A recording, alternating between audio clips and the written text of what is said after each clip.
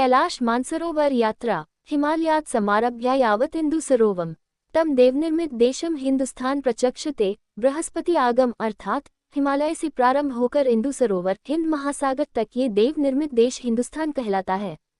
कैलाश मानसरोवर कैलाश पर्वत और मानसरोवर को धरती का केंद्र माना जाता है। ये हिमालय के केंद्र में है। मानसरोवर वह पवित्र जगह है जिसे शिव का धाम माना जाता है।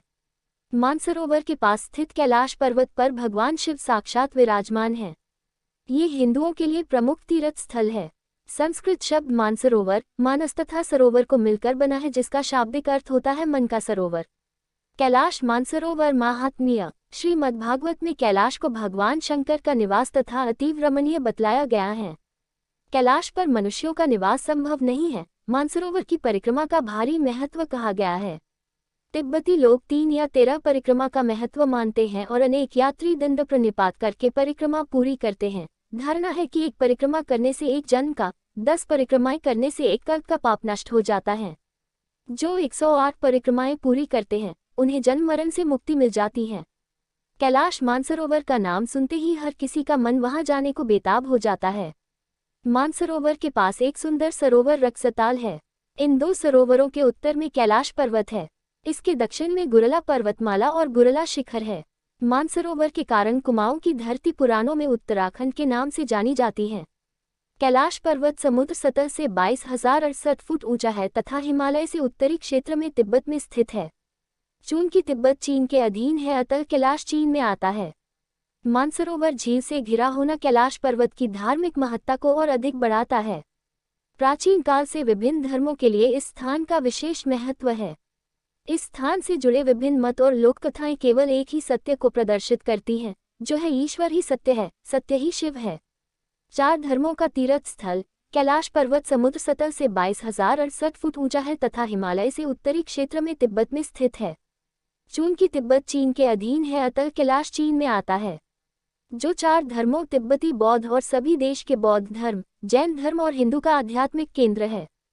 कैलाश मानसरोवर की धार्मिक पृष्ठभूमि मानसरोवर का ये तीर्थ मानसखंड भी कहलाता है। पौराणिक कथाओं के अनुसार शिव व ब्रह्मा आदि देवगण, मरीच आदि ऋषि तथा रावण व भस्मासुर आदि ने यहाँ तप किया था। पांडवों के दिग्विजय प्रयास के बाद अर्जुन ने इस क्षेत्र पर विजय प्राप्त की थी। इस प्रदेश की यात्रा व्यास, भीम, श्री कृष्ण, दत्तात्रेय इत्यादि ने भी की थी। आदि शंकराचार्य ने इसी स्थान के आसपास अपनी देह का त्याग किया था। जैन धर्म के प्रथम तीर्थकर ऋषभदेव जी ने भी यही निर्वाण प्राप्त किया था। कैलाश पर्वतमाला कश्मीर से लेकर भूटान तक फैली हुई है। इसके उत्तरी शिखर का नाम कैलाश के मध्य ये स्थित है। ये सदैव बर्फ से आच्छादित रहता है। जैन तीर्थों में इसे सिद्ध क्षेत्र माना गया है। तिब्बतियों की मान्यता है कि वहाँ के एक संत कवि ने वर्षों गुफा में रहकर तपस्या की थी। तिब्बती बोनपाओ अनुसार कैलाश में जो 9 मंजिला स्वस्तिक देखते हैं वह डेमचौक और दोरजे फांगमो का निवास है। बौद्ध भगवान बुद्ध तथा मणिपद्मा का निवास मानते हैं। कैलाश पर स्थित बुद्ध भगवान के अलौकिक रूप डेमचौक बौद्ध धर्मावलंबियों के लिए पूजनीय है। वह बुद्ध के इस रूप को धर्मपाल की संज्ञा भी देते हैं। बौद्ध धर्मावलंबियों का मानना है कि इस स्थान पर आकर उन्हें निर्वाण की प्राप्ति होती है। जैनियों की मान्यता है कि आदिनाथ ऋषभदेव का ये निर्वाण स्थल अष्टपद है। कहते हैं ऋषभदेव ने 8 पग में कैलाश की यात्रा की थी। हिंदू धर्म के अनुयायियों की मान्यता है कि कैलाश पर्वत मेरु पर्वत है, जो ब्राह्मण की धुरी है और यह भगवान शंकर का प्रमुख निवास स्थान है। यहाँ देवी सती के शरीर का दायां हाथ गिरा था, इसलिए यहाँ एक पाषाण शिला को उसका रूप मानकर पूजा जाता है। यहाँ शक्तिपीठ है। कुछ लोगों का मानना यह भी है कि गुरु नानक ने भी यहाँ कुछ दिन रुककर ध्यान किया था, इसलिए सिखों के लिए भी ये पवित्र स्थान है। कैलाश क्षेत्र इस क्षेत्र को स्वयंभू कहा गया है। वैज्ञानिक मानते हैं कि भारतीय उपमहाद्वीप के चारों ओर पहले समुद्र होता था। इसके रशिया से टकराने से हिमालय का निर्माण हुआ। ये घटना अनुमानतः 10 करोड़ वर्ष पूर्व घटी थी। इस अलौकिक जगह पर प्रकाश तरंगों और ध्वनि तरंगों का अद्भुत समागम होता है, जो ओम की प्रतिध्वनि करता है। इस पावन स्थल को भारतीय दर्शन के हृदय की उपमा दी जाती है, जिसमें भारतीय सभ्यता की झलक प्रतिबिंबित होती है। कैलाश पर्वत की तलछटी में कल्प वृक्ष लगा हुआ है। कैलाश पर्वत के दक्षिण भाग को नीलम, पूर्व भाग को क्रिस्टल, पश्चिम को रूबी और उत्तर को स्वर्ण रूप में माना जाता है। एक अन्य पौराणिक मान्यताओं के अनुसार यह जगह कुबेर की नगरी है। यहीं से महाविष्णु के करकमलों से निकलकर गंगा कैलाश पर्वत की चोटी पर गिरती है, जहां प्रभु शिव उन्हें अपनी जटाओं में भर धरती में निर्मल धारा के रूप में प्रवाहित करते हैं। कैलाश पर्वत पर कैलाशपति सदाशिव विराजे हैं, जिसके ऊपर स्वर्ग और नीचे मृत्यलोक है। इसकी बाहरी परिधि 52 किलोमीटर है। मानसरोवर पहाड़ों से घिरी झील है, जो पुराणों में क्षीर सागर के नाम से वर्णित है। क्षीर सागर कैलाश से 40 किलोमीटर की दूरी पर है। वह इसी में शेष या पर विष्णु व लक्ष्मी विराजित हो पूरे संसार को संचालित कर रहे हैं। ये क्षीर सागर विष्णु का अस्थायी निवास है, जबकि हिंद महासागर स्थायी। ऐसा माना जाता है कि महाराज मानधाता ने मानसरोवर झील की खोज की और कई वर्षों तक इसके किनारे तपस्या की थी, जो कि इन पर्वतों की तलहटी में स्थित है। बौद्ध धर्मावलंबियों का मानना है कि इसके केंद्र में एक वृक्ष है, जिसके फलों के चिकित्सकीय गुण सभी प्रकार के शारीरिक व मानसिक रोगों का उपचार करने में सक्षम हैं। भारत और चीन की नदियों का उद्गम स्थल कैलाश पर्वत की 4 दिशाओं से 4 नदियों का उद्गम हुआ है: ब्रह्मपुत्र, सिंधु, सतलुज व करनाली। इन नदियों से ही गंगा, सरस्वती सहित चीन की अन्य नदियां भी निकली है। कैलाश के चारों दिशाओं में विभिन्न जानवरों के मुख है, जिसमें से नदियों का उद्गम होता है। पूर्व में अश्वमुख है, पश्चिम में हाथी का मुख है, उत्तर में सिंह का मुख है, दक्षिण में मोर का मुख है। हालांकि कैलाश मानसरोवर से जुड़े हजारों रहस्य पुराणों में भरे पड़े हैं। शिव पुराण, स्कंद पुराण, मत्स्य पुराण आदि में कैलाश खंड नाम से अलग ही अध्याय है, जहाँ की महिमा का गुणगान किया गया है। यहाँ तक पहुँचकर ध्यान करने वाले को मोक्ष प्राप्त हो जाता है। भारतीय दार्शनिकों और साधकों का ये प्रमुख स्थल है। यहाँ की जाने वाली तपस्या तुरंत ही मोक्ष प्रदान करने वाली होती है। सफर स्वर्ग जैसे इस स्थान पर सिर्फ ध्यानी और योगी लोग ही रह सकते हैं, या वह जिसे इस तरह के वातावरण में रहने की आदत है। यहाँ चारों तरफ कल्पना से भी ऊंचे बर्फीले पहाड़ हैं, जैसे कुछ पहाड़ों की ऊंचाई 3500 मीटर से भी अधिक है। कैलाश पर्वत की ऊंचाई तो 22,028 फुट है। आपको 75 किलोमीटर पैदल मार्ग चलने और पहाड़ियों पर चढ़ने के लिए तैयार रहना होगा। इसके लिए जरूरी है कि आपका शरीर मजबूत और हर तरह के वातावरण और थकान को सहन करने वाला। हालांकि मोदी सरकार ने चीन से बात करने अब नाथुला दर्रा से यात्रा करने की अनुमति ले ली है, तो अब कार द्वारा भी वहां पहुंचा जा सकेगा। फिर भी 10-15 किलोमीटर तक तो पैदल चलने के लिए तैयार रहें। कार से जाएं या पैदल, ये दुनिया का सबसे दुर्गम और खतरनाक स्थान है। यहाँ सही सलामत पहुंचना और वापस आना तो शिव की मर्जी पर ही निर्भर रहता है। नीचे एक बार खाइयों में झांकने पर जमीन नजर नहीं आती है। कैलाश मानसरोवर यात्रा मार्ग। यात्रा का समय व स्थान चीन सरकार निश्चित करती है। यात्रा करने से पहले चीन सरकार की अनुमति लेनी पड़ती है। यात्रा पर पूरे दल को जाने की अनुमति मिलती है। चीन सरकार ही यात्रियों की सुविधाओं का ध्यान रखती है। यात्रा आरंभ करने से पहले टनकपुर रेलवे स्टेशन पहुंचकर बस द्वारा पिथौरागढ़ जाया जाता है, जो कि 180 किलोमीटर है। यहाँ से अस्ककोट तक भी सड़क मार्ग है। अल्मोड़ा से यदि यात्रा करें तो अस्ककोट तक की दूरी 135 किलोमीटर है। अस्ककोट से अगला पड़ाव बलवाकोट 22 किलोमीटर है। 18 किलोमीटर आगे धारचूला नामक स्थान है। यहाँ पर एक डाक बंगला है। यहीं पर कुली सवारी आदि भी बदलनी पड़ती है। धारचूला से 22 किलोमीटर पर खेला नामक स्थान है। यहाँ से 5000 फुट तक सीधी चढ़ाई है। ये चढ़ाई बहुत कठिन है। इस चढ़ाई के बाद तिथिला नामक स्थान है। तिथिला से 8000 फुट की ऊंचाई पर गालाघर पड़ाव पड़ता है। गालाघर से निरपानी नामक स्थान अत्यंत दुर्गम है। मार्ग में 2 पड़ाव आते हैं, मालपा और बुधी। यहाँ पर यात्री कुछ अधिक विश्राम करते हैं। इसके बाद का पड़ाव 16 किलोमीटर दूर एक और रास्ते में खोजा नामक तीर्थ है। गरव्यांग से चढ़ाई शुरू होती है। लिपुलेख तक की ऊंचाई 1670 फुट है। यहाँ से हिमालय और तिब्बत के ऊंचे प्रदेशों का दृश्य बड़ा ही मनोहारी है। तकलाकोट से लगभग 15,000 फुट ऊंचाई चढ़ने के बाद बालधांक नामक एक पड़ाव आता है। यहाँ से 2 रास्ते हैं, एक रक्षताल को जाता है तथा दूसरा गुरल्ला दर्रे को पार करते हुए मानसरोवर तक जाता है। मानसरोवर झील की परिक्रमा का घेरा लगभग 80 किलोमीटर है। दूसरी ओर रक्षताल है। इन दोनों सरोवर का जल जमता नहीं है। इनके नीचे गर्म पानी की सोते हैं। मानसरोवर झील से 18 किलोमीटर नीचे उतरकर तारचीन नामक स्थान है। यहीं से कैलाश पर्वत की परिक्रमा आरंभ होती है। कैलाश की परिक्रमा में लगभग 3 दिन का समय लग जाता है। मानसरोवर 3 बड़ी नदियों सतलुज, सरयू तथा ब्रह्मपुत्र का उद्गम स्थल है। आवश्यक सलाह: यहाँ पर ऑक्सीजन की मात्रा काफी कम हो जाती है, जिससे सिरदर्द, सांस लेने में तकलीफ आदि परेशानियां प्रारंभ हो सकती हैं। इन परेशानियों की वजह शरीर को नए वातावरण का प्रभावित करना है। यहाँ का तापमान 0 से नीचे -2 सेंटीग्रेड तक हो जाता है। इसलिए सेंटीग्रेड ऑक्सीजन सिलेंडर भी साथ होना जरूरी है। साथ ही एक सीटी व कपूर की थैली आगे पीछे होने पर व सांस भरने पर उपयोग की जाती है। आवश्यक सामग्री, गर्म कपड़े आदि रखें और अपनी शारीरिक क्षमता के अनुसार घोड़े पिट्ठू किराए से लें। उत्तराखंड से शुरू होने वाली यात्रा। भगवान शिव के इस पवित्र धाम की यह रोमांचकारी यात्रा भारत और चीन के विदेश मंत्रालयों द्वारा आयोजित की जाती है। इधर इस सीमा का संचालन भारतीय सीमा तक कुमाऊं मंडल विकास निगम द्वारा की जाती है, जबकि तिब्बती क्षेत्र में चीन की पर्यटक एजेंसी इस यात्रा की व्यवस्था करती है। अंतर्राष्ट्रीय नेपाल तिब्बत चीन से लगे उत्तराखंड के सीमावर्ती पिथौरागढ़ के धारचूला से कैलाश मानसरोवर की तरफ जाने वाले दुर्गम व 75 किलोमीटर पैदल मार्ग के अत्यधिक खतरनाक होने के कारण ये यात्रा बहुत कठिन होती है। लगभग 1 माह चलने वाली पवित्रम यात्रा में काफी दुर्गम मार्ग भी आते हैं। अक्टूबर से अप्रैल तक इस क्षेत्र के सरोवर व पर्वतमालाएं दोनों ही हिमाच्छादित रहते हैं।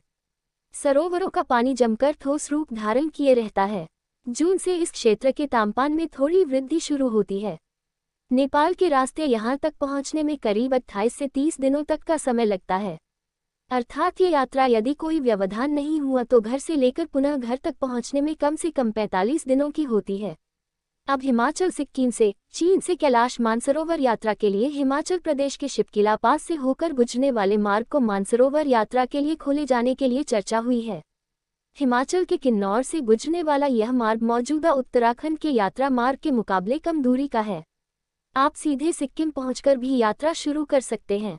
कैलाश मानसरोवर यात्रा के लिए नाथुला दर्रा भारत और तिब्बत के बीच एक बड़ा आवाजाही का गलियारा था, जिसे 1962 के युद्ध के बाद बंद कर दिया गया। प्रधानमंत्री मोदी ने कहा है कि नाथुला के रास्ते से कई सुविधाएं हैं।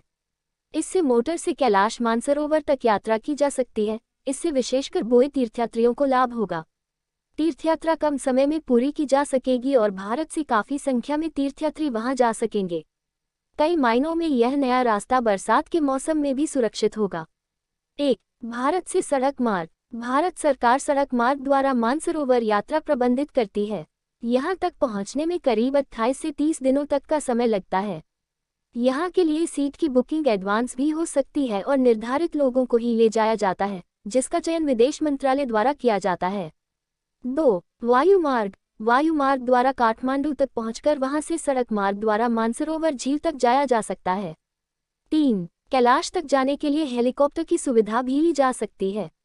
काठमांडू से नेपालगंज और नेपालगंज से सिमिकोट तक पहुंचकर वहां से हिल्सा तक हेलीकॉप्टर द्वारा पहुंचा जा सकता है। मानसरोवर तक पहुंचने के लिए लैंड क्रूजर का भी प्रयोग कर सकते हैं। 4. काठमांडू से लहासा के लिए चाइना एयर वायु सेवा उपलब्ध है, जहां से तिब्बत के विभिन्न कस्बों शिंगाटे, ग्यानतसे, लहात से प्रयाग पहुंचकर मानसरोवर जा सकते हैं। 5. लेकिन अब नाथुला दर्रा वाला मार्ग जब खोल दिया जाएगा तो उपरोक्त रास्तों के अलावा आप उत्तराखंड के बजाय सिक्किम या हिमाचल से भी यह यात्रा शुरू कर सकते हैं। उक्त दोनों राज्यों के पर्यटन मंत्रालयों से इस संबंध में संपर्क किया जा सकता है। कैलाश मानसरोवर दर्शन। पूरे हिमालय को पार करके तिब्बती पठार में लगभग 10 मील जाने पर पर्वतों से घिरे 2 महान सरोवर मिलते हैं। वे मनुष्य के दोनों नेत्रों के समान स्थित हैं और उनके मध्य में नासिका के समान ऊपर उठी पर्वतीय भूमि है, जो दोनों को पृथक करती है। इनमें एक राक्षसताल है तथा दूसरा मानसरोवर।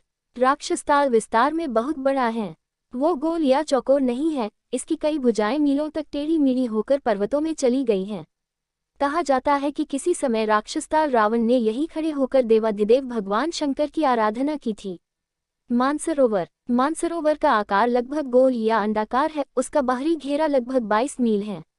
मानसरोवर 51 शक्तिपीठों में से एक है। यहाँ पर सती की दाहिनी हथेली इसी में गिरी थी।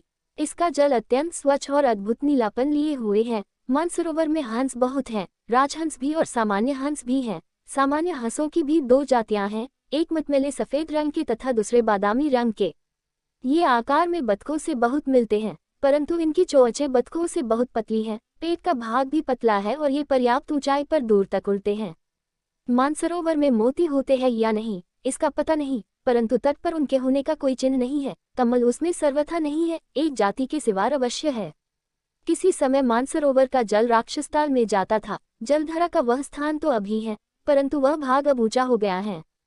प्रत्यक्ष में मानसरोवर से कोई नदी या छोटा झरना भी नहीं निकलता, परंतु मानसरोवर पर्याप्त उच्च प्रदेश में है। मानसरोवर के आसपास कहीं कोई वृक्ष नहीं है, कोई पुष्प नहीं है।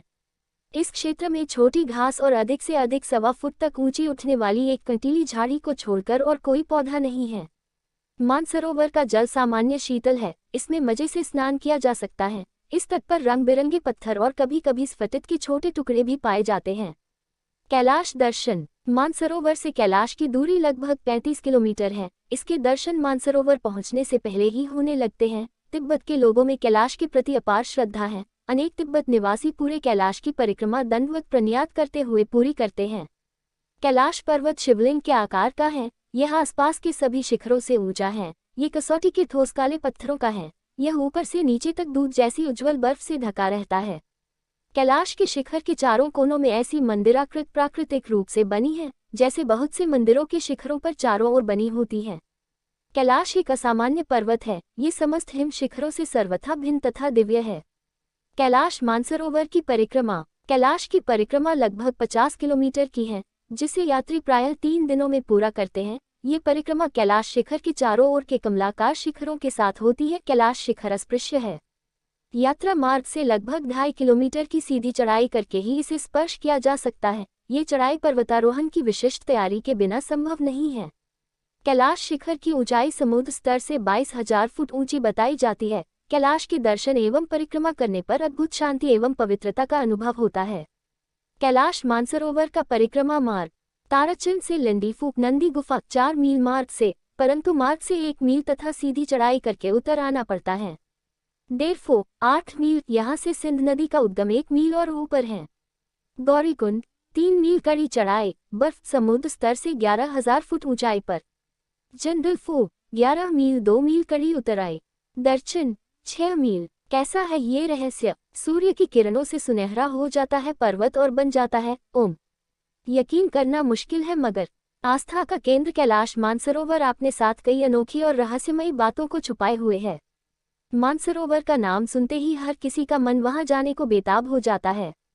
मानसरोवर के पास एक सुंदर सरोवर राकिस्ताल है। 2 सरोवरों के उत्तर में कैलाश पर्वत है। इसके दक्षिण में गुरला पर्वतमाला और गुरला शिखर है। मानसरोवर के कारण कुमाऊं की धरती पुराणों में उत्तराखंड के नाम से जानी जाती है। यहाँ का नाम सुनते ही मन में श्रद्धा और भक्ति की भावना जागृत हो जाती है। यहाँ जाना कठिन होता है, लेकिन भगवान शिव के दर्शन करने हर साल हजारों श्रद्धालु इन कठिन रास्तों की परवाह किए बिना कैलाश मानसरोवर की यात्रा पर जाते हैं। सुनहरा पर्वत। यहाँ की सबसे खास बात तो ये है कि सूर्य की पहली किरणें जब कैलाश पर्वत पर पड़ती है तो ये पूर्ण रूप से सुनहरा हो जाता है। इतना ही नहीं, कैलाश मानसरोवर यात्रा के दौरान आपको पर्वत पर बर्फ से बने साक्षात ओम के दर्शन हो जाते हैं। कैलाश मानसरोवर की यात्रा में हर कदम बढ़ाने पर दिव्यता का एहसास होता है। ऐसा लगता है मानो एक अलग ही दुनिया में आ गए हों। रहस्यमय बर्फानी ओम का चिन्ह। इसे ओम पर्वत इसलिए कहा जाता है क्योंकि पर्वत का आकार व इस पर जो बर्फ जमी हुई है वह ओम आकार की छटा बिखेरती है तथा ओम का प्रतिबिंब दिखाई देता है। पर्वत पर ओम अक्षर प्राकृतिक रूप से उभरा है। ज्यादा हिमपात होने पर प्राकृतिक रूप से उभरा यह ओम अक्षर चमकता हुआ स्पष्ट दिखाई देता है। ओम पर्वत कैलाश मानसरोवर यात्रा मार्ग पर भारत तिब्बत सीमा लिपुलेख पास से 9 की पहले निविधांक नाभिधांक नामक स्थान पर है। अप्रैल 2004 से छोटा कैलाश की यात्रा शुरू हुई। तभी से इस पर्वत का महत्व भी बढ़ गया। कैलाश मानसरोवर का महत्व। कैलाश मानसरोवर को शिव पार्वती का घर माना जाता है। सदियों से देवता, दानव, योगी, मुनि और सिद्ध महात्मा यहाँ तपस्या करते आए हैं। मान्यता के अनुसार जो व्यक्ति मानसरोवर झील की धरती को छू लेता है वह ब्रह्मा के बनाए स्वर्ग में पहुंच जाता है, और जो व्यक्ति झील का पानी पी लेता है उसे भगवान शिव के बनाए स्वर्ग में जाने का अधिकार मिल जाता है। ये भी कहा जाता है कि ब्रह्मा ने अपने मन मस्तिष्क से मानसरोवर बनाया है। दरअसल मानसरोवर संस्कृत के मानस मस्तिष्क और सरोवर झील शब्द से बना है।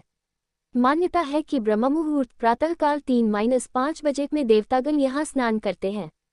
ग्रंथों के अनुसार सती का हाथ इसी स्थान पर गिरा था जिससे ये झील तैयार हुई। इसे 51 शक्तिपीठों में से भी एक माना गया है। गर्मी के दिनों में जब मानसरोवर की बर्फ पिघलती है तो एक प्रकार की आवाज भी सुनाई देती है। श्रद्धालु मानते हैं कि यह मृदंग की आवाज है। एक किंवदंती यह भी है कि नीलकमल केवल मानसरोवर में ही खिलता और दिखता है।